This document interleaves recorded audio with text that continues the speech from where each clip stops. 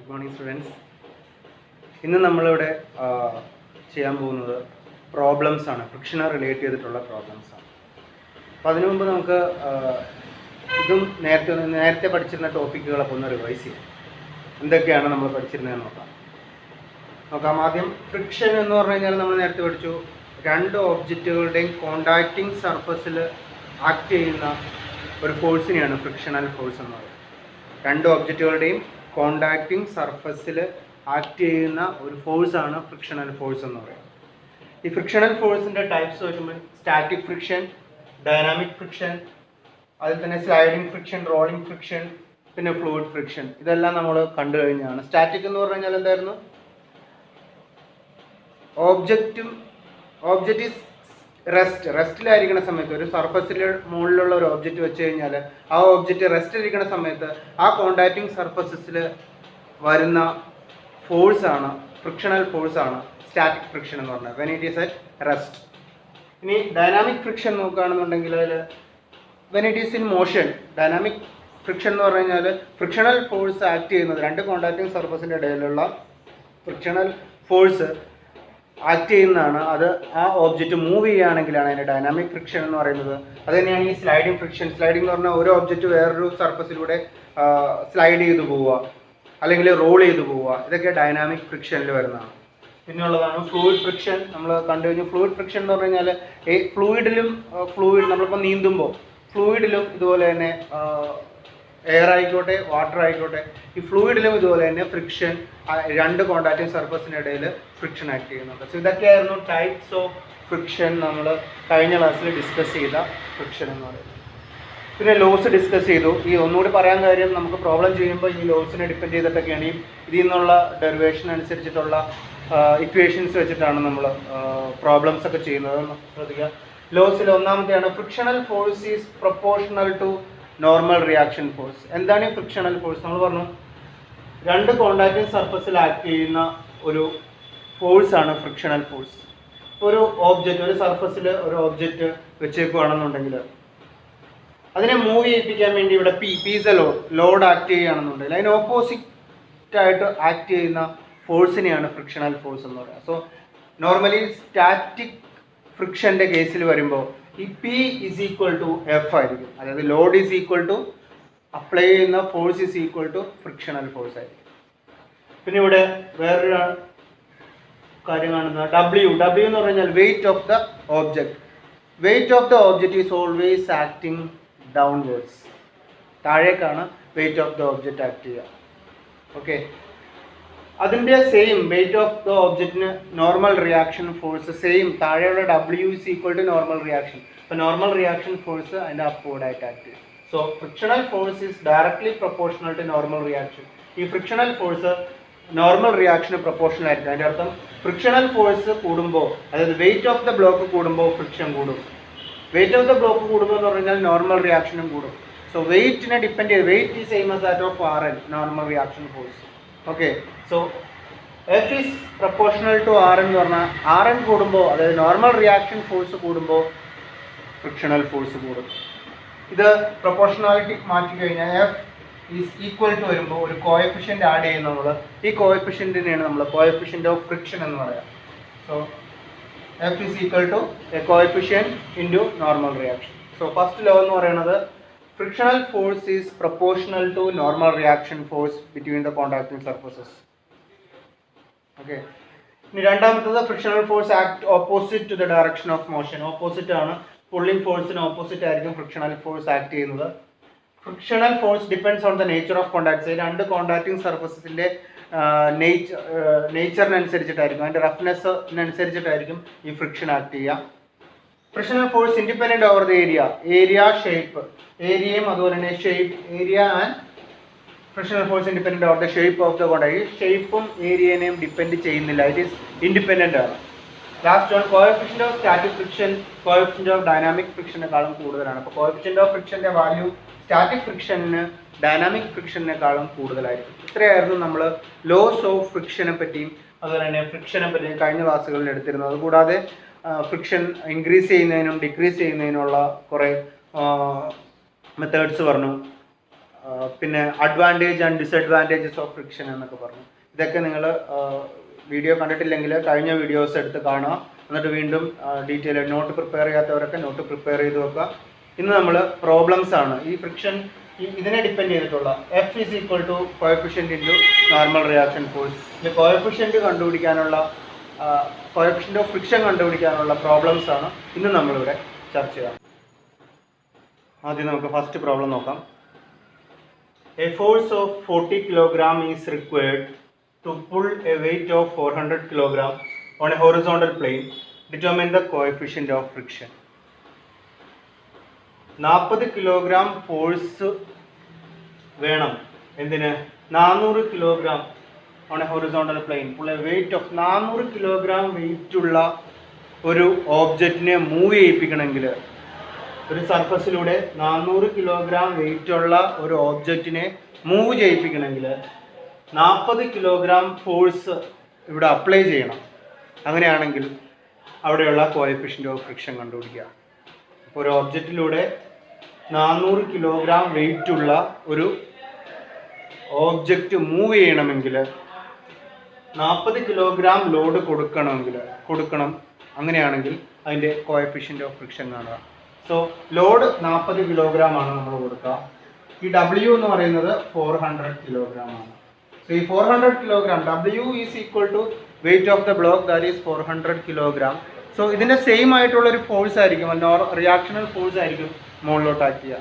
So normal reaction force ഈ same as that of 400. ഇങ്ങോട്ട് കൊടുക്കുന്ന ലോഡ് 40 kg എന്നുള്ള ലോഡിന് സെയിം ലോഡ് ആയിരിക്കും ഈ ഫ്രിക്ഷണൽ ഫോഴ്സ് എന്ന് പറയുന്നത്. ആ ഫ്രിക്ഷണൽ ഫോഴ്സ് ഈ same as that of 40 kg. So ആദ്യം അത് മനസ്സിലാക്കുക. അതിനുശേഷം നമുക്ക് പ്രോബ്ലത്തിലോട്ട് വരാം. കണ്ടുപിടിക്കേണ്ടത് കോഎഫിഷ്യൻ്റ് ഓഫ് ഫ്രിക്ഷൻ ആണ്. Coefficient of friction is equal to F/W അല്ലെങ്കിൽ frictional force divided by normal reaction. Okay, F എന്ന് പറഞ്ഞു കഴിഞ്ഞാലും ലോഡ് എന്ന് പറഞ്ഞാൽ F is equal to P ആണ്. ഇവിടെ F is equal to P is equal to 40 kg and W is equal to normal reaction is equal to 400 kg. Okay, അങ്ങനെയാണെങ്കിൽ coefficient of friction നോക്കാം. Coefficient of friction is equal to a frictional force is equal to 40 kg divided by normal reaction is equal to 400 kg. So that is 0.1 kilogram വെട്ടി. So coefficient of friction is equal to 0.1. Coefficient of friction unit ഒന്നുമില്ല, no unit. So coefficient of friction ന്റെ value, coefficient of friction is equal to 0.1. Okay, എന്തെങ്കിലും സംശയം ഉണ്ടെങ്കിൽ നിങ്ങൾ problem 2 പ്രാവശ്യം കണ്ടുനോക്കുക. 2 പ്രാവശ്യം കണ്ടു നോക്കിയിട്ട് അടുത്ത പ്രോബ്ലം ചെയ്ത് കഴിയുമ്പോഴേക്കും നമുക്ക് മനസ്സിലാവും. 2 പ്രാവശ്യം കണ്ടു നോക്കിയിട്ട് വീണ്ടും സംശയം ഉണ്ടെങ്കിൽ നിങ്ങൾ ചോദിക്കാം. ഓക്കെ, അടുത്തത് രണ്ടാമത്തെ പ്രോബ്ലം. ഈ പ്രോബ്ലം നേരത്തെ കോഎഫിഷ്യൻ്റ് ഓഫ് ഫ്രിക്ഷൻ കണ്ടതുപോലെയുള്ള ഒരു പ്രോബ്ലം തന്നെയാണ്. കൂടുതൽ മനസ്സിലാക്കാൻ വേണ്ടിയാണ് നമ്മൾ ഇതുപോലെയുള്ള പ്രോബ്ലം എല്ലാം ചെയ്യണം നിങ്ങൾ നോട്ട്ബുക്കിൽ. പ്രോബ്ലം ഇതാണ്. A force of 800 gram wait is needed to pull a block weighing 3200 gram. What is the coefficient of friction? A force of 800 gram weight is needed to pull a block. ഒരു block വലിക്കാനായിട്ട്, ഒരു block move ചെയ്യിപ്പിക്കാനായിട്ട്, വലിച്ചു നീക്കാനായിട്ട് 800 gram ബ്ലോക്കിൻ്റെ wait എത്രയാണ്? 3200 gram. 3200 ഗ്രാമിലുള്ള ഒരു block move ചെയ്യിപ്പിക്കാൻ, അല്ലെങ്കിൽ ഒരു സർഫസിലൂടെ അത് വലിച്ചു നീക്കാനായിട്ട് 800 gram ഫോഴ്സ് അപ്ലൈ ചെയ്യണമെന്നുണ്ടെങ്കിൽ, അപ്പോൾ 800 gram ഫോഴ്സ് ഒരു ഇത് നോക്കാം, 3200 ആണ് ഇവിടെ. 3200 gram വെയിറ്റ് ഉള്ള ഒരു ബ്ലോക്കിനെ മൂവ് ചെയ്യിപ്പിക്കാനായിട്ട് 800 gram ലോഡ് കൊടുക്കുകയാണെന്നുണ്ടെങ്കിൽ അവിടെ ആക്ട് ചെയ്യുന്ന കോഎഫിഷ്യൻ്റ് ഓഫ് ഫ്രിക്ഷൻ നേരത്തെ സെയിം പ്രോബ്ലം തന്നെയാണ്. 800 gram load, that is same as that of frictional force. 3200 gram weight of the block, that is same as that of normal reaction force. So the equation of coefficient of friction is equal to frictional force divided by normal reaction force between these contacting surfaces. അല്ലെങ്കിൽ load by weight. So F is equal to 800 gram. നമുക്ക് given parameters ആണ്. F is equal to 800 gram. 800 gram ലോഡാണ് നമ്മൾ കൊടുക്കുന്നത് ഈ weight ഈ block pull ചെയ്യാൻ വേണ്ടിയിട്ട്. So F is equal to 800 gram. Weight of the block is equal to 3200 gram. So coefficient of friction is equal to F divided by W, that is equal to 800 divided by 3200. So answer is 0.25. So coefficient of friction is equal to 0.25. ഇനി unit ഇല്ല coefficient of friction, kilogram gram കട്ടായി പോയി, അതിന് unit ഇല്ല. So coefficient of friction എന്ന് പറയുന്നതിൻ്റെ value 0.25 ആണ്. So ഈ പ്രോബ്ലത്തിൽ നമുക്ക് 800 gram സെയിം തന്നെയാണ്, നേരത്തെ ചെയ്ത പ്രോബ്ലം പോലെ തന്നെയുള്ള ഒരു പ്രോബ്ലം തന്നെയാണ്. 800 gram വെയിറ്റ് ആണ്, ഫോഴ്സ് ആണ് നമ്മൾ കൊടുക്കുന്നത്. 3200 gram വെയിറ്റ് ഉള്ള ഒരു ബ്ലോക്കിനെ മൂവ് ചെയ്യിപ്പിക്കാനായിട്ട് അതിൻ്റെ ഡയറക്റ്റ് സബ്സ്റ്റിറ്റ്യൂഷൻ ആണ്. ഈ ആപ്ലിക്കേഷൻ, ഈ ലോ എന്ന് പറയുന്നത് ലോ ഓഫ് ഫ്രിക്ഷനിൽ നമ്മൾ പഠിച്ച ഒന്നാമത്തെ ലോ ആണ്. എന്താണ് law of friction? Frictional force is directly proportional to normal reaction. Frictional force is directly proportional to normal reaction. Okay, directly proportional or perpendicular. Frictional force is perpendicular to the normal reaction, or frictional force is directly proportional to the normal reaction. The first law of friction relate ചെയ്തിട്ടുള്ള problems ആണ്. Okay, നോക്കാം. ഇതാണ് രണ്ടാമത്തെ problem. ഇത് മൂന്നാമത്തെ problem ആണ്. A solid weighs 20 kg. This is placed on a solid surface. How much force does it require to come in motion when coefficient of friction is 0.24? നോക്കാം. A solid weight 20 kg. 20 kg wait ഉള്ള ഒരു solid നോക്കാം. അതിന് 20 kg ആണ് ഇതിൻ്റെ weight. So weight is equal to 20 kg. 20 kg wait ഉള്ള ഒരു solid. This is placed on a solid surface. ഒരു സോളിഡ് സർഫസിൽ അത് വെച്ചേക്കാണ്.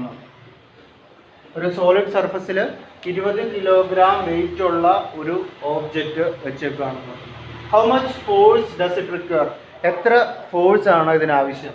ടു കം ഇൻ മോഷൻ, അതായത് എത്ര ഫോഴ്സ് ആണ് ഇത് മോഷൻ മൂവ് ചെയ്യാനായിട്ട്, സ്റ്റാറ്റിക് അതായത് റെസ്റ്റിലുള്ള ഒരു ഓബ്ജക്റ്റിനെ മൂവ് ചെയ്യിപ്പിക്കാനായിട്ട് നമുക്ക് എത്ര ഫോഴ്സ് ആണ് ആവശ്യം? അതിൻ്റെ കോഎഫിഷ്യൻ്റ് ഓഫ് ഫ്രിക്ഷൻ തന്നിട്ടുണ്ട്. Coefficient of friction is equal to 0.24. Okay, അപ്പോൾ ഒന്നുകൂടി ക്വസ്റ്റ്യൻ വായിച്ചു നോക്കാം. ഒരു 20 kg വെയിറ്റ് ഉള്ള ഒരു സോളിഡ് ഒരു ഹൊറിസോണ്ടൽ പ്ലെയിനിൽ വെച്ചേക്കാണ്. ഈ ഓബ്ജക്റ്റിനെ മൂവ് ചെയ്യിപ്പിക്കാൻ എത്ര ഫോഴ്സ് ആണ് നമ്മൾ കൊടുക്കേണ്ടത്? അതിൻ്റെ കോഎഫിഷ്യൻ്റ് ഓഫ് ഫ്രിക്ഷൻ തന്നിട്ടുണ്ട്. സോ നമുക്ക് ആദ്യം ഫസ്റ്റ് ലോ ഓഫ് ഫ്രിക്ഷൻ അതിനനുസരിച്ചിട്ടുള്ള ഇക്വേഷനാണ്. Coefficient of friction is equal to F by W, frictional force divided by normal reaction, അല്ലെങ്കിൽ force load divided by weight of the block. രണ്ടും same ആണെന്ന് ഞാൻ പറഞ്ഞു. So here coefficient of friction given parameters ആദ്യം എടുത്ത് എഴുതുക. Coefficient of friction തന്നിട്ടുണ്ട്, that is 0.24. ഇവിടെ തന്നെ എടുത്ത് എഴുതുക. W, weight of the block, weight a solid weight 20 kg എഴുതാം. F is equal to force required, അതാണ് നമുക്ക് കണ്ടുപിടിക്കേണ്ടത്. F അല്ലെങ്കിൽ P, നമ്മൾ P എന്നും ഡിനോട്ട് ചെയ്തിട്ടുണ്ട്. F or P or F, ഇതാണ് ഫോഴ്സ് റിക്വയർഡ്. നോക്കാം. Coefficient of friction is equal to F divided by W. Coefficient of ഫ്രിക്ഷൻ്റെ സ്ഥാനത്ത് അതിൻ്റെ വാല്യൂ എടുത്ത് കൊടുക്കുക 0.24. That is equal to F ആണ് കണ്ടുപിടിക്കേണ്ടത്. കണ്ടുപിടിക്കാനുള്ളത് F തന്നെയാണ്. Divided by W. W is equal to 20 kg. Okay, 0.24 is equal to force required divided by 20. So force required is equal to 0.24 into 20. 0.24 into 20. That is equal to force required. That is equal to 4.8 kilogram. ഇതാണ് force required is equal to 0.24 into 20, that is equal to 4.8 kg. Problem ഒന്നുകൂടി നോക്കാം. A solid weight 20 kg, this is placed on a solid surface. ഒരു solid സർഫസിൽ വെച്ചിരിക്കുന്ന ഒരു ഒബ്ജക്റ്റിനെ move ചെയ്യിപ്പിക്കാൻ 20 kilogram ഭാരമുള്ള ഒരു ഓബ്ജക്റ്റിനെ മൂവ് ചെയ്യിപ്പിക്കാൻ എത്ര ഫോഴ്സ് നമ്മൾ കൊടുക്കണം എന്നുള്ളതാണ് ക്വസ്റ്റ്യൻ. അതിൻ്റെ കോഎഫിഷ്യൻ്റ് ഓഫ് ഫ്രിക്ഷൻ തന്നിട്ടുണ്ട്. So coefficient of friction is equal to F/W. ഈ ഇക്വേഷൻ ആണ് നമ്മുടെ മെയിൻ ആയിട്ട് ഓർത്ത് വെക്കേണ്ട equation. mu is equal to F/W or is equal to frictional force divided by normal reaction. ഈ ഇക്വേഷൻ ആണ് ഓർത്ത് വെക്കേണ്ടത്. ഓക്കെ, ഈ 2-3 പ്രോബ്ലത്തിലും നമ്മൾ ചെയ്തത് ഈ ഒരു ഇക്വേഷനെ ബേസ് ചെയ്തിട്ടാണ് കോഎഫിഷ്യൻ്റ് ഓഫ് ഫ്രിക്ഷൻ കണ്ടുപിടിക്കാനായിട്ട്. So F/W, F is equal to force required നമുക്ക് കണ്ടുപിടിക്കാനുള്ളതാണ്. W is equal to 20. So 0.24 is equal to F/20. F is equal to ഇത് രണ്ടും കൂടി ഇൻറ്റു ചെയ്യുക. So force required is equal to 0.24 into 20 equal to 4.8 kilogram. Okay, ഇത്രയേ ഉള്ളൂ. ഇനി അടുത്ത പ്രോബ്ലം നോക്കാം.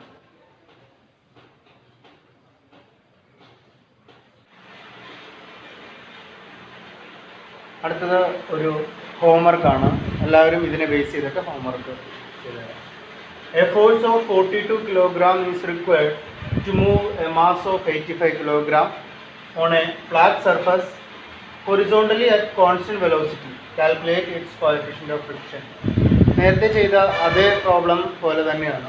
A force of 42 kilogram, ഒരു ഫോഴ്സ് 42 കിലോഗ്രാം ഫോഴ്സ് ആവശ്യമാണ്. എന്തിനു വേണ്ടിയിട്ടാണ്? To move a mass of 85 kilogram, 85 kilogram മാസുള്ള ഒരു ഒബ്ജക്റ്റിനെ മൂവ് ചെയ്യിപ്പിക്കാൻ ഒരു ഹൊറിസോണ്ടലായിട്ട് വെച്ചിരിക്കുന്ന ഹൊറിസോണ്ടൽ സർഫസിൽ വെച്ചിരിക്കുന്ന 82 കിലോഗ്രാം മാസുള്ള ഒരു ഒബ്ജക്റ്റിനെ മൂവ് ചെയ്യിപ്പിക്കാൻ 42 കിലോഗ്രാം ഫോഴ്സ് കൊടുക്കുന്നുവെങ്കിൽ അവിടെ ആക്ട് ചെയ്യുന്ന അവിടെയുള്ള കോഎഫിഷ്യൻ്റ് ഓഫ് ഫ്രിക്ഷൻ എന്താണ്? അതാണ് പ്രോബ്ലം.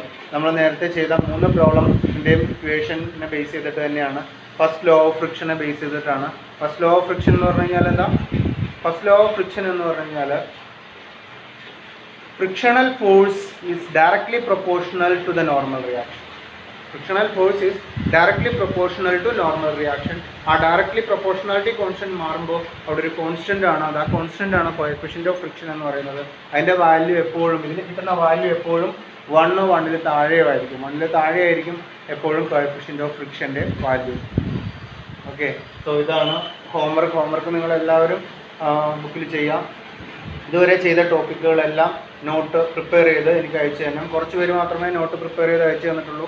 അപ്പോൾ നോട്ട് പ്രിപ്പയർ ചെയ്ത് അയക്കാത്തവർക്ക് പണിഷ്മെൻറ്റ് ഉണ്ടാവും. അപ്പോൾ നോട്ട് പ്രിപ്പയർ ചെയ്ത് എല്ലാവരും നോട്ട് പ്രിപ്പയർ ചെയ്ത് അയച്ചു തരാം. Okay, thank you.